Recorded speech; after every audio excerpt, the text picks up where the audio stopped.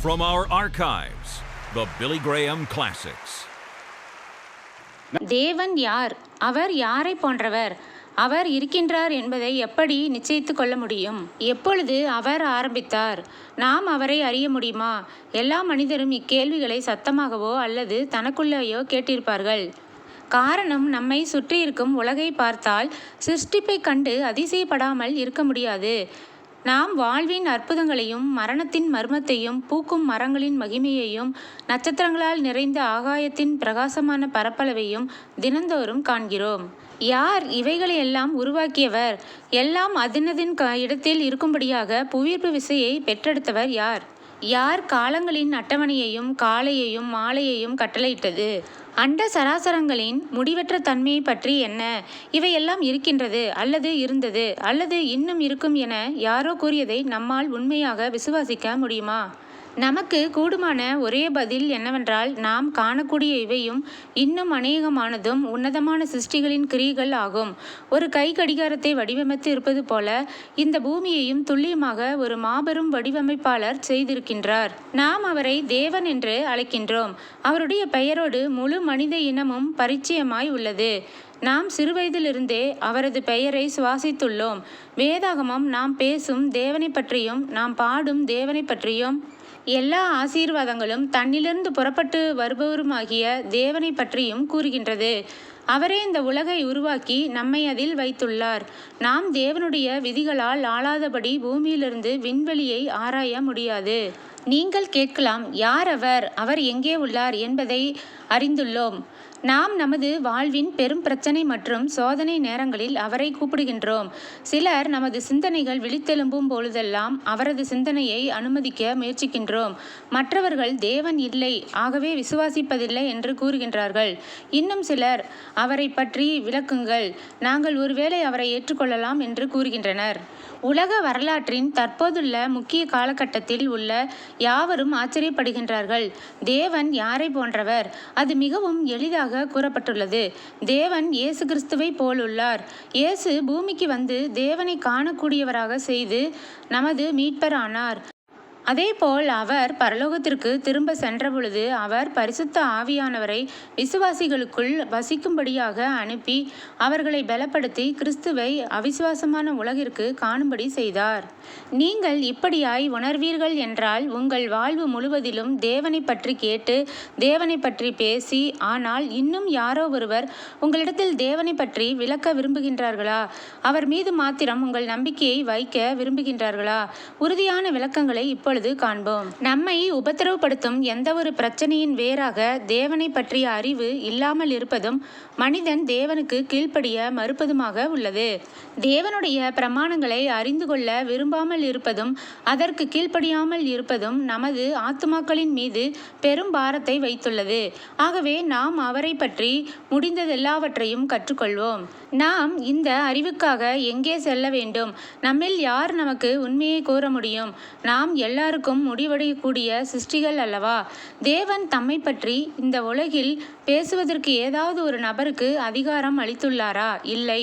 அதை செய்த ஒரே நபர் 2000 ஆண்டுகளுக்கு முன் இவ்வுலகில் வாழ்ந்தார். நாம் அவரை சிலுவையில் அறைந்தோம். அப்படி இருக்கும் பொழுது நாம் எப்படி கண்டுபிடிக்கப் போகின்றோம்? நாம் கற்றறிந்த கல்விமான்களை கேட்க முடியும். அவர்கள் ஒருவேளை இப்படியாய் கூறலாம், தேவன் இயற்கை மற்றும் வாழ்வின் அனைத்து தோற்றங்களிலும் உள்ளார். எல்லா ஜீவராசிகளும் அவரோடு இணைக்கப்பட்டுள்ளது. வாழ்க்கை என்பதே தெய்வீகத்தின் தோற்றமாகும். அவர்கள் மேலும் கூறலாம், ஒரு சிறு நீர்த்துளியிலும் வானத்திலுள்ள வானவில்லிலும் அவரை காணலாம். ஒரு தத்துவ ஞானியை கேட்டு பாருங்கள். எல்லா சிருஷ்டிகளுக்கும் பின்னால் இருக்கும் உண்மையான தடையில்லா வல்லமைதான் தேவன் என்று கூறுவார்கள். இன்னும் அதிகமாய் கேட்டு பாருங்கள். உங்களிடம் தேவன் முழுமையானவர். அவரே எல்லாவற்றிற்கும் எல்லாமும் ஆனவர். அவரை பற்றி இதற்கு மேல் ஒருவராலும் அறிந்து கொள்ள முடியாது என்று கூறப்படும். தேவன் தம்மைத்தாமே வேதாகமம் என்ற புத்தகத்தில் வெளிப்படுத்தியுள்ளார். வேதாகமத்தில் உள்ள தேவனை பற்றிய வெளிப்பாடுகள் மூலம் நமது மனங்கள் திருப்தி அடையவும் இருதயங்கள் நிரம்பும். நாம் தேவனுடைய உண்மையான தோற்றத்தை அறிகிறதிலும் புரிந்து கொள்ளுதலிலும் உரிய வழியில் செல்லவும் சரியான தீர்வை பெற்றுள்ளோம் என்று நிச்சயத்திலும் இருக்க முடியும். தேவன் நூற்றுக்கணக்கான வழிகளில் தம்மைத்தாமே வேதாகமத்தில் வெளிப்படுத்துகிறார். தொடர்ச்சியாகவும் கவனமாகவும் வாசித்தால் நாம் அதில் பரிச்சயமுள்ளவர்களாயும் தேவனை பற்றியும் அறிந்து கொள்வோம். நாம் சில வேளைகளில் செய்தித்தாள்களை வாசிப்பது போல நமக்கு பிடித்த விளையாட்டு வீரர்கள் எவ்வளவாய் சாதித்துள்ளார்கள் என்பதை அறிய ஆர்வம் காட்டுவது போல ஆர்வம் கொள்ள வேண்டும். முதலாவதாக வேதாகமம் தேவன் ஆவியாய் இருக்கின்றார் என்று அறிவிக்கின்றது. சீகார் கிணற்றருகே ஒரு பெண்ணோடு பேசிக் கொண்டிருந்த இயேசு நேரடியான வெளிப்படையான இந்த வாக்கியத்தை கூறினார். தேவன் ஆவியாய் இருக்கிறார். யோவான் 4:24. ஆவி என்ற வார்த்தையை கேட்கும் பொழுது நீங்கள் என்ன நினைக்கின்றீர்கள்? உங்கள் மனதில் எப்படிப்பட்ட ஒரு மனத்தோற்றத்தை அது கொண்டு வருகின்றது? வானத்தினூடே செல்லும் சிறிய புகை மண்டலத்தை நினைக்கிறீர்களா? ஆவி என்பது உங்களுக்கு உருவமில்லாத ஒற்றுமையில்லாத ஒன்றா? இயேசு தேவன் ஆவியாய் இருக்கின்றார் என்று கூறியதின் அர்த்தம் இவைகள்தான் என்று நினைக்கிறீர்களா? இயேசு கூறிய ஆவி என்ற வார்த்தையின் அர்த்தத்தை புரிந்து உண்மையை கண்டுகொள்ள நாம் வேதாகமத்தில் கிறிஸ்து தமது உயிர்த்தெழுதலுக்கு பின் கூறிய சம்பவத்தை காண வேண்டும். நீங்கள் காண்கிறபடி எனக்கு மாம்சமும் எலும்புகளும் உண்டாயிருக்கிறது போல ஒரு ஆவிக்கு இராதே. லூக்கா 24:39. ஆகவே நாம் ஆவி என்பது சரீரமற்றது என்பதை நிச்சயித்து கொள்ளலாம். அது சரீரத்துக்கு எதிர்மறையானதாகும். ஆனாலும் அதற்கு உயிரும் வல்லமையும் உள்ளது. இது நமக்கு புரிந்து கொள்வதற்கு கடினமானது. காரணம் நாம் அதை நமது கட்டுப்பாடுள்ள குறிப்பிட்ட அளவுள்ள மனதினால் அறிய முற்படுவதினால் தான் ஆகும். இயேசு கூறின தேவன் ஆவியாய் இருக்கிறார் என்பதின் அர்த்தத்தை புரிந்து கொள்ள எவ்வளவு கடினம் என்பதை அறிந்து கொள்ளலாம். ஆனால் இயேசு அதை அறிந்திருந்தார். அவரது மனது நம்முடையதைப் போல குறிப்பிட்ட அளவினாலது அல்ல. அவர் ஆவியானவரின் எல்லையில்லாத செயல்திறனை நன்கு அறிந்திருந்தார். இயேசு இந்த உலகிற்கு வந்தது நமக்கு ஆவியானவருடைய அதிசயங்களை, இளைப்பாறுதலை, சமாதானத்தை நாம் புரிந்து கொள்ளும்படி விளக்குவதற்காகவே ஆகும். நாம் ஆவி ஒரு சரீரத்திற்குள் கட்டுப்பட்டு இருப்பதில்லை என்பதை அறிந்திருக்கின்றோம். ஆவிக்கு ஒரு சரீரத்தை போன்ற களைப்பு இல்லை. ஆவி ஒரு சரீரமாக முடியாது. வேதாகமம் தேவன் ஆவியாய் இருக்கிறார் என்பதால் அவர் ஒரு சரீரத்துக்கு உட்பட்டவர் அல்ல. அவர் ஒரு தோற்றத்துக்கு உரியவர் அல்ல. அவர் எல்லைகளோ கட்டுகளாலோ கட்டுப்படுத்தப்பட கூடியவர் அல்ல. சரீர பிரகாரமான காரியங்களையே காண்கின்ற கண்களுக்கு அவர் அளவிட முடியாதவராகவும் பகுத்துணரக்கூடாதவராகவும் உள்ளார். வேதாகமம் நமக்கு கூறுவது அவருக்கு அப்படிப்பட்ட கட்டுப்பாடுகள் இல்லாததால் அவரால் ஒரே நேரத்தில் எங்கும் இருக்க முடியும். அவரால் எல்லாவற்றையும் கேட்க முடியும். எல்லாவற்றையும் காணவும் அறிந்து கொள்ளவும் முடியும். மனிதராகிய நம்மால் அப்படிப்பட்ட ஒன்றையும் செய்ய முடியாது. ஆகவே நாம் தேவனை நாம் கட்டுப்பாடு உள்ளவர்களாய் இருப்பது போல தேவனையும் மட்டுப்படுத்துகின்றோம். நாம் செய்ய முடியாத காரியங்கள் இருப்பது போலவே தேவனும் இருப்பார் என அவரது வல்லமையை மறுதலிக்க முயற்சிக்கின்றோம். நம்மால் அனைத்து இடத்திலும் ஒரே நேரத்தில் இருக்க முடியாமல் உள்ளதால் தேவனும் அப்படி இருக்க முடியாது என கூற முயற்சிக்கின்றோம். சமுத்திரத்தை பற்றி கேள்விப்பட்ட ஒருவன் இறுதியில் சமுத்திரத்தின் அருகே சென்று தமது கரத்தினால் சில நீர்த்துளிகளை கையில் எடுத்து வைத்து கொண்டவனைப் போல உள்ளோம். பெருமிதத்தோடு அவன் கூறினான், கடைசியில் நான் சமுத்திரத்தை என்னுடையதாக்கிவிட்டேன். நான் சமுத்திரத்தை என் கையில் பிடித்துள்ளேன். நான் அதை வைத்துள்ளேன். உண்மைதான், அவன் சமுத்திரத்தின் ஒரு பகுதியை வைத்துள்ளான். ஆனால் அதே நேரத்தில் இன்னும் அநேகர் ஆயிரக்கணக்கான கடற்கரைகளுக்கு சென்று கடல் நீர்த்துளிகளை கையில் எடுத்துக்கொள்ளலாம். இன்னும் கோடிக்கணக்கானவரும் கடலின் அருகில் வந்து தங்கள் கரங்களில் நீரை அள்ளிக்கொள்ளலாம். அவர்களால் தங்களுக்கு இயன்ற அளவு நீரை எடுத்துக்கொள்ளலாம். இருந்தும் சமுத்திரம் இன்னும் மாறாமலேயே இருக்கும். அதனுடைய பராக்கிரமமும் வல்லமையும் அப்படியே இருக்கும். அதன் அளக்க முடியாத ஆழங்களில் உள்ள வாழ்க்கை முறைகள் மாறாமல் அப்படியே தொடரும். எல்லா மனிதர்களும் தங்களது நீட்டப்பட்ட கரங்களின் மூலம் தண்ணீரை அள்ளியும் அது மாறவே இல்லை. தேவனோடும் அப்படித்தான் உள்ளது. அவரால் எல்லா இடங்களிலும் ஒரே நேரத்திலிருந்து கிறிஸ்துவின் நாமத்தினால் கூப்பிடும் யாவரது பிரார்த்தனையையும் கேட்க முடியும். நட்சத்திரங்களை அதினதின் இடங்களில் இருக்கும்படியாகவும், பூமியிலிருந்து தாவரங்கள் முளைத்தெழும்பும்படியாகவும், கடல் நீரில் மீன்கள் நீந்தும்படியாகவும் வல்லமையான அற்புதங்களை செய்ய முடியும். தேவனுக்கென்று ஒரு எல்லையும் இல்லை, அவருடைய ஞானத்திற்கென்றும் எல்லை இல்லை. அவருடைய வல்லமைக்கு எல்லை கிடையாது, அவருடைய அன்பிற்கும் இரக்கத்திற்கும் எல்லை கிடையாது. நீங்கள் தேவனை மட்டுப்படுத்த முயற்சித்து கொண்டிருப்பீர்கள் என்றால் அதை நிறுத்துங்கள். தேவனையோ அல்லது அவரது செயல்களையோ ஒரு குறிப்பிட்ட மண்டலம் அல்லது இடத்திற்குள்ளாக சுருக்காதீர்கள். நீங்கள் சமுத்திரத்தை சுருக்க முயற்சிக்க மாட்டீர்கள். உங்களால் இந்த பிரபஞ்சத்தை மட்டுப்படுத்த முடியாது. நிலவின் வழியை மாற்றவோ அல்லது தன் அச்சில் சுழலும் பூமியை நிறுத்தவோ நீங்கள் தைரியம் கொண்டு முயற்சிக்க மாட்டீர்கள். இந்த அதிசயங்களை எல்லாம் சிருஷ்டித்த தேவனை குறுகலாய் கணக்கிடுவது எவ்வளவு நித்திய மூடத்தனமாகும். தேவன் ஆவியாய் இருக்கிறார், அளவிட முடியாதவராய் நித்தியமானவராய் நமது வாழ்க்கையில் ஞானத்தில், வல்லமையில், பரிசுத்தத்தில், நியாயத்தில், நன்மையில், சத்தியத்தில் மாறாதவராய் உள்ளார். தேவனை பற்றிய அந்த விளக்கம் என் வாழ்நாள் எல்லாம் என்னோடு உள்ளது. இரண்டாவதாக, வேதாகமம் அவரை ஒரு நபராக வெளிப்படுத்துகின்றது. வேதாகமம் எங்கிலும் எழுதப்பட்டுள்ளது என்னவென்றால், தேவன் நேசிக்கின்றார், தேவன் கூறுகின்றார், தேவன் செய்கின்றார் என்பதாகும். நாம் ஒரு நபருக்கென்று என்னவெல்லாம் குறிப்பிடுகின்றோமோ அது தேவனுக்கும் கூறப்பட்டுள்ளது.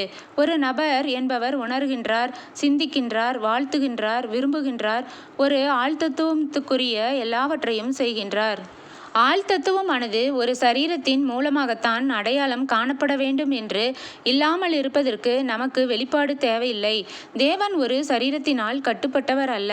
இருந்தாலும் அவர் ஒரு ஆழ்தத்துவம் உள்ளவர். அவர் உணர்கின்றார், அவர் சிந்திக்கின்றார், அவர் நேசிக்கின்றார், அவர் மன்னிக்கின்றார், அவர் நாம் சந்திக்கும் பிரச்சனைகள் மற்றும் துக்கங்களில் மனம் இறங்குகின்றார். மூன்றாவதாக, தேவன் பரிசுத்தமும் நீதியும் உள்ளவர். தேவன் ஆவியாகவும் ஆழ்தத்துவம் உள்ளவராகவும் மாத்திரமல்ல, அவர் பரிசுத்தமும் நீதியும் உள்ளவராய் இருக்கின்றார். ஆதியாகமத்திலிருந்து வெளிப்படுத்தின விசேஷம் வரை தேவன் தம்மைத்தாமே பரிசுத்தமுள்ள தேவனாக வெளிப்படுத்துகின்றார். அவர் முற்றிலும் நேர்த்தியானவர், அத்துடன் ஒவ்வொரு விஷயத்திலும் பரிபூரணர். அவர் பாவமான மனிதனை சகிக்கக்கூடாத அளவு பரிசுத்தர், மேலும் பாவ ஜீவியத்தை தாங்கக்கூடாத அளவு மகா பரிசுத்தராயும் உள்ளார். நம்மால் அவரது ராஜரீக நீதியை கண்ணோக்க முடியுமானால் அது நம்முடைய தனிப்பட்ட வாழ்விலும் தேசங்களிலும் உள்ள வழிகளில் எப்படிப்பட்ட ஒரு மாற்றத்தை உண்டு பண்ணும். வேதம் சொல்கிறது, அவருக்குள் வெளிச்சம் உள்ளது, அதில் எவ்வளவேனும் இருள் இல்லை, அவர் கரைதிரையற்ற உன்னதமான தேவன். இங்கே மறுபடியும் பூரணமற்ற மனிதன் புரிந்து கொள்ள கடினமான காரியமாக உள்ளது. நமது குற்றங்களும் பலகீனங்களும் யாவரும் காணக்கூடியவைகள். அப்படிப்பட்ட நாம் தேவனுடைய மிகுதியான பரிசுத்தத்தை கற்பனை செய்வது கூட கடினமானது. ஆனால் நாம் வேதாகமத்திலிருந்து பயனடையவும் கற்றுக்கொள்ளவும் விரும்பினால் நாம் அதை அங்கீகாரத்தோடு பெற்றுக்கொள்ளலாம். பூரணமற்ற மனிதனை பூரணமுள்ள தேவனிடமிருந்து பிரிக்கும் பிளவு வேதாகமம் முழுவதிலும் சுட்டி காண்பிக்கப்படுவதை அறிந்து கொள்ளலாம். ஒரு பாவி தேவனிடத்தில் வர வேண்டுமானால் ஒரு குறிக்கப்பட்ட பலியை கொண்டு வர வேண்டும். அங்கே தேவனுக்கும் மக்களுக்கும் நடுவே விசேஷித்த ஆசரியத்துவம் இருப்பதை கவனியுங்கள். அது லேவியராகமம் புஸ்தகத்தில் அசுத்தத்தை பற்றிய பிரமாணங்களில் வலியுறுத்தப்பட்டுள்ளது. நாம் அதை இஸ்ரவேலின் அநேக பண்டிகைகளில் காண்கின்றோம். பாலஸ்தீனாவில் இஸ்ரவேல் தனிமைப்படுத்தப்படுகின்றது. தேவனுடைய பரிசுத்தமே தேவனுடைய மற்ற எல்லா கொள்கைகளையும் ஒழுங்குபடுத்துகின்றது. வேதாகமம் தேவனது சிங்காசனம் அவரது பரிசுத்தத்தின் அடிப்படையில் ஸ்தாபிக்கப்பட்டதாக கூறுகின்றது. தேவன் பரிசுத்தராயும் மனுஷன் பரிசுத்தமில்லாமலும் இருப்பதனாலேயே வித்தியாசம் காணப்படுகின்றது. வேதம் சொல்கிறது, நமது அக்கிரமங்களே நம்மை தேவனிடத்திலிருந்து பிரித்துள்ளது.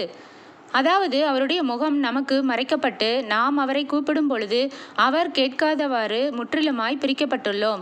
என் இருதயத்தில் அக்கிரம சிந்தை கொண்டிருந்தேனானால் ஆண்டவர் எனக்கு செவிகொடார். மற்றொரு பக்கம் சங்கீதக்காரன் கூறுகிறார், கர்த்தருடைய கண்கள் நீதிமான்கள் மேல் நோக்கமாயிருக்கிறது, அவருடைய செவிகள் அவர்கள் கூப்பிடுதலுக்கு திறந்திருக்கிறது. கர்த்தர் தமக்கு பயந்தவர்களுடைய விருப்பத்தின்படி செய்து அவர்கள் கூப்பிடுதலை கேட்டு அவர்களை இரட்சிக்கிறார். தேவன் தீமையை ஒத்துக்கொள்ள பார்க்க கூட மாட்டாத அளவுக்கு மிகவும் பரிசுத்தராய் உள்ளார். அவர் பாவத்தோடு எவ்வித தொடர்பும் வைத்திராத மகா பரிசுத்தமுள்ளவராய் இருக்கின்றார். பாவம் மனுகுலத்திற்குள் நுழைவதற்கு முன்னர் தேவனும் மனிதனும் ஒருவரோடொருவர் ஐக்கியம் கொண்டிருந்தனர். இப்பொழுதோ ஐக்கியம் முறிந்து இயேசு கிறிஸ்துவுக்கு வெளியே தேவனுக்கும் மனுஷனுக்குமான தகவல் தொடர்பு முற்றிலும் அழிந்து உள்ளது. இயேசு கிறிஸ்துவின் மூலமாகத்தான் மனிதன் மறுபடியும் என்றென்றுமாக தேவனோடு ஐக்கியத்தை புதுப்பித்து தொடர முடியும். சிலர் எல்லா ரோடுகளும் தேவனிடத்தில் கொண்டு செல்லும் என்று கூறுகிறார்கள்.